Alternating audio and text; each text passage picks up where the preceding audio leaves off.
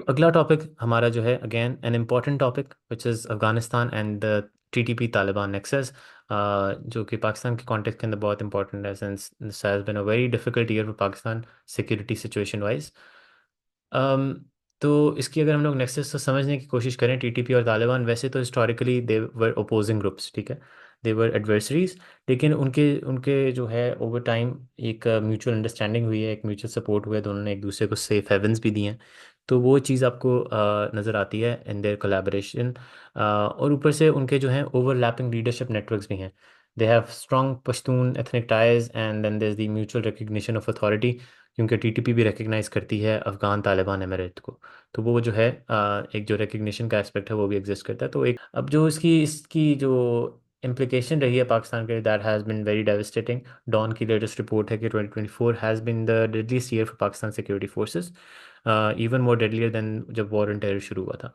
तो एक consistent spike रही है क्रॉस बॉर्डर टेरर अटैक्स में, आपको चाहे वो खुरम खुरम के अंदर नज़र आए, चाहे वो आपको अर्शवाइल एक्सफाटा रीजन्स के अंदर नज़र आए।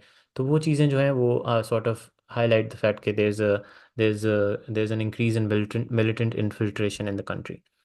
जो इसकी रीजनल एंड इंटरनेशनल इम्प्लीकेशंस रही हैं वो ये हैं कि एक तो हमारा जो बायलैटरल टाइज हैं उसके अंदर बहुत ज़्यादा इरोजन हुई है। Pakistan Afghanistan ties have been taken a nose dive over the past 1 over 2 years।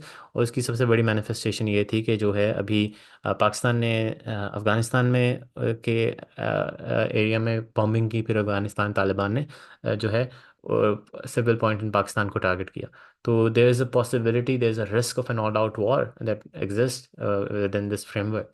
तो it's very important कि आपको ये पता हो कि जो पाकिस्तान तालिबान relations हैं उनकी जो implications हैं that can be very devastating for the region if it manifests into a total war। And then there's also a threat of transnational terror networks using Afghanistan as a base, चाहे वो ISKP हो चाहे वो al Qaeda हो। तो there's a possibility कि वो जो हैं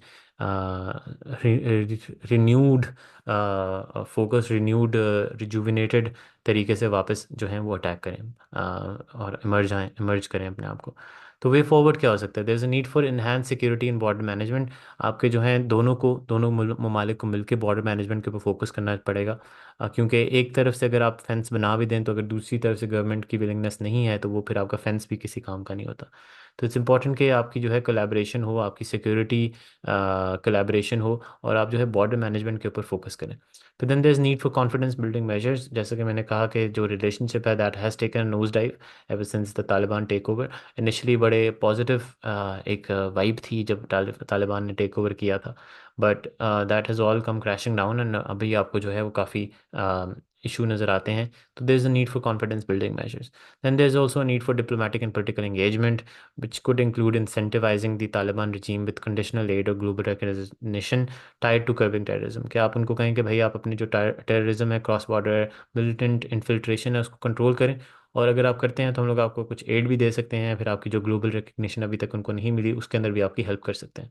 so these are some aspects that you can focus on with regards to Taliban TTP nexus and how Pakistan can deal with it। Again, हम लोग चीज़ों को ब्रीफ रख रहे हैं, इसकी डिटेल्स में आपको जो है जाना पड़ेगा, वो चीज़ें आपको खुद रिसर्च करनी पड़ेंगी, या फिर you can just by the reading pack जो है मैं कंपाइल कर रहा हूँ।